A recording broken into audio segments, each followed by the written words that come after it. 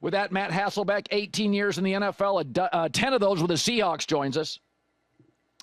You know, I said, Matt, that not all acquisitions are the same, like star receiver.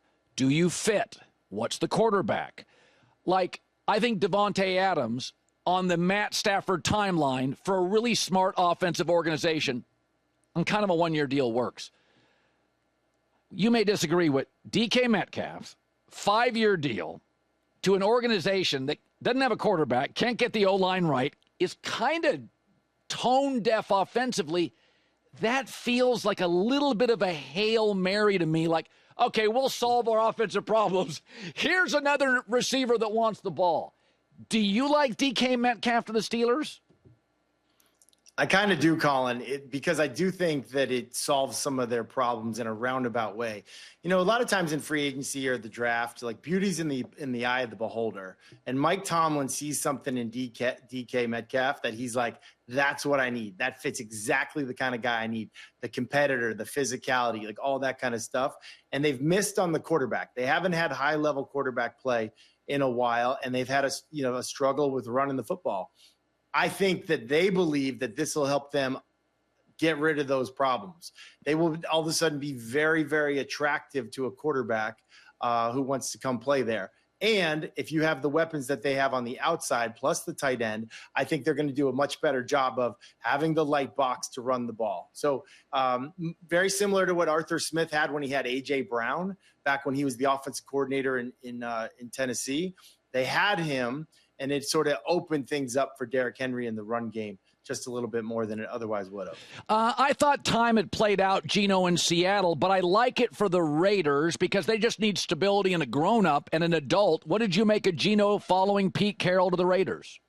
I was a little surprised that Seattle and Geno couldn't figure something out. You know, I think they probably offered him something like Stafford money, old Stafford money, and he wanted something maybe more like Dak money. And like that's just like the when it gets in these negotiating, sometimes feelings get hurt. And I think feelings got hurt maybe even last year when guys like Jordan Love were to get new deals, and Tua and Trevor Lawrence, and like, hey, when's my deal? When's my deal? But the Seahawks don't do deals with guys until they're in that last year of the contract. And so then on the side here, you got his guy, Pete Carroll, coming to Las Vegas with a smile on his face, loving him up. You're the man. You're the man. I'll give you that same contract. And then after a little bit, I think he's probably, as the player, it kind of gets in this mode like, well, why don't I go somewhere that loves me, even if the money's maybe not even the same, or if it is the same. Yeah. And for that reason, I think you've seen a lot of change in Seattle. So where are the Seahawks at the – now, Seahawks fans may be freaking out.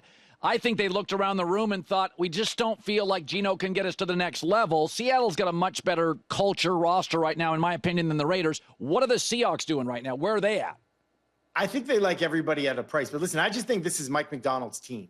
You know, they got rid of Ryan Grubb. They got rid of DK, Geno Smith. Tyler Lockett moves on. He's a cap casualty, which probably pained them. I know they love Tyler Lockett, but they're going from sort of like this pass happy, we can throw the ball vertical down the field, to a Mike McDonald, feels like a Harbaugh type thing. We're going to have the top 10 defense. We're going to figure it out on offense in terms of like run the ball first. And if you look at the trends around the league, and Mike McDonald, he's, people think of him as this like young defensive version of a Sean McVay. He's looking at the trends. The best teams are the teams that can run the football.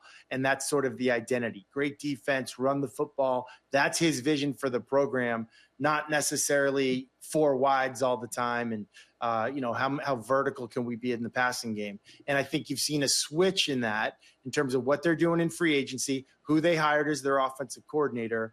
And I think it's kind of exciting to see what's next. So the Niners, a story came out that the Niners, it leaked out, are going to be much more hard line on contracts, much more like the Rams. And I agree. I think they've been too permissive. The saying I always use is ice cream for breakfast, Dad. Like, okay, whatever, we'll give you the money. And I think the Rams have been better run that way. I think they have more leverage with Brock Purdy than anybody's acknowledging. What do you make of the Purdy-Niner negotiations? Yeah, I agree with you 100%. And breakfast for dinner is a bad idea. Sorry. Dessert for breakfast is a bad idea, but breakfast for dinner is a great idea. That's in my true. opinion. Yes. Yeah, listen, I think Brock Purdy and the Niners will get something worked out. There's a lot of reasons why I feel that way. First of all, I think he's a great player. I don't think he gets a lot of credit that he deserves, but he's also a guy that's never been paid. And when you've never been paid, like I think he's made like 2 point something in his career. By contrast, Kenny Pickett's made like 11 point something in his career. So like you have a guy that has never really been paid, quote unquote, as a quarterback. He's more likely to do a deal that's, I don't want to say hometown discount, but like, hey, let's just get a deal. I don't have as much leverage, but this is their guy. Like this is the Niners guy. The Niners believe in him, but they also know that if he were to sort of test the market, they like him more than other people like him. And so like, so that's why like you hear these other names out there. Like I really just think that they'll figure it out, and it'll just be a deal that's sort of, I think maybe you would say win-win, but you also might come out of it feeling like, well, Brock Purdy probably could have squeezed them for a little bit more, but he didn't. And ultimately, I think you've seen over the, guys like Tom Brady in their career, it actually works out better for the team that way when the money's spread out just a little bit more. Go to your last couple years in the league. I don't like Aaron to the Steelers, although DK Metcalf, in your opinion, probably makes it better. I think he could work in Seattle if the number's right. I could think San Francisco, if Brock Purdy said, I want $48 million, I would have no problem going with Aaron Rodgers. What do you think his mind is? Older quarterback, got his money, got his trophy. Where's Aaron at right now?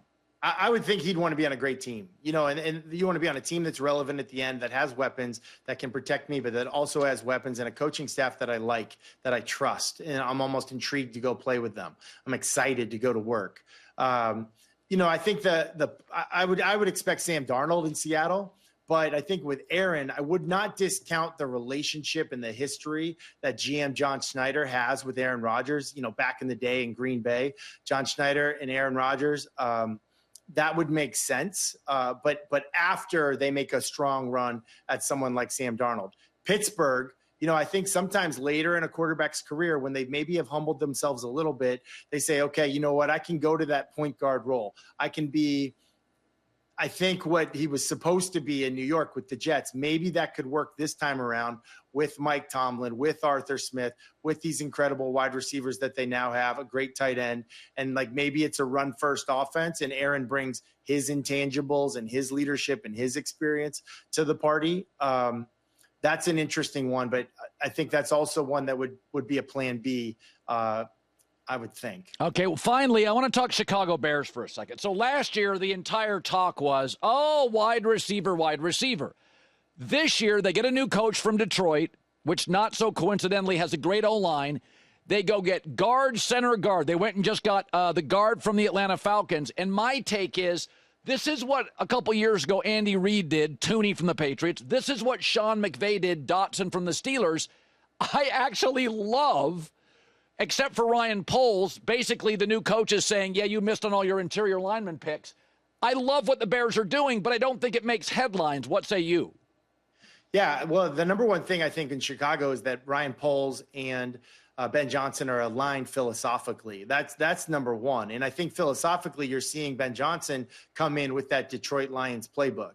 And, basically we're going to build it inside out. We're going to set the foundation up front. And I've said many times, if you have pass protection as a quarterback, you can take good quarterbacks and make them look great if you just have pass protection. And then the opposite is true. And so I really think they have to figure out the sack situation in Chicago. I was pretty blunt with you all year. I thought a lot of those sacks didn't fall on the offensive line, but those things snowball. And so I think they hit the reset button, and they're going to go with veterans up front and who are going to do their job. And then they're going to probably coach the quarterback hard. And I think that's sort of like the vision and the game plan. But all you got to look to is in the division, look at Detroit, how they built it, how they did it. That's what I think you're seeing out of Chicago right now. Matt Hasselbeck on a Monday. Great seeing you, bud, as always. Thanks, Colin. See you. You bet. Yeah.